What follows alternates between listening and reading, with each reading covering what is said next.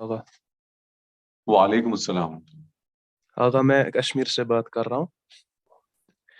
जी मेरा बिस्मिल्लाह। सवाल ये है कि जैसा कि मेरा सवाल एक्चुअली बदन और रूह के ताल्लुक के बारे में है।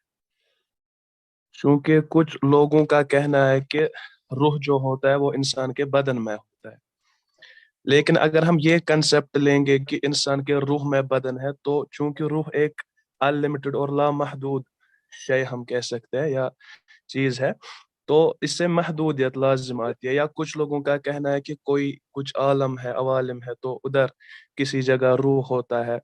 तो मेरा सवाल दर हकीकत यह है कि हकीकत रूह यानी हम इसको किसी जगह पर महदूद तो नहीं कर सकते, फिर ये रूह किधर है और क्या इसका मसला है? मेहरबानी करके रहनुमाई फरमाए। वस्सलामु अलैकुम। वालेकुम अस्सलाम रहमतुल्लाह।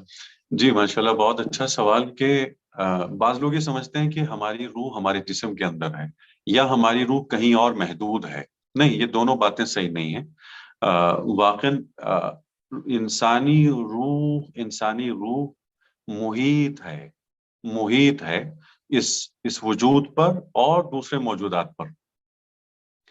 अ, और बहुत ही इस पर इंशाल्लाह हमारी बहुत ज्यादा गुफ्तगू होगी इस हवाले से। खुदा करे कि इंशाल्लाह हमारे पास इतना टाइम हो कि हम इस पर मुकम्मल गुफ्तगू कर सकें। लेकिन बात इन साहब की बिल्कुल सही है कि अगर हम ये कहें कि रूह जिस्म के अंदर है, तो हम रूह को भी मादी बना रहे हैं, यानी गोया रूह हुलूल कर गई है, जिस्म के अंदर आ गई है। नहीं, ऐसा नहीं है। जिस्म जिस्म पर अहाता है रूह का, और एक तरह से रूह की विलायत है जिस्म पर, और इतनी मजबूत हुकूमत और विलायत है कि जो भी इरादा रूह करती है फौरन जिस्म वो काम करता है। इतनी मजबूत हुकूमत है।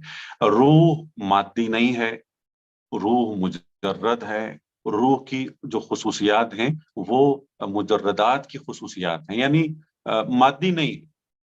ये जिस तरह से हम मादा में देखते हैं, इंशाल्लाह नेक्स्ट लेक्चर पे इस पे बहुत अच्छी हमारी गुफ्तगू होगी, उससे ये सवाल और वाज़ेह होगा।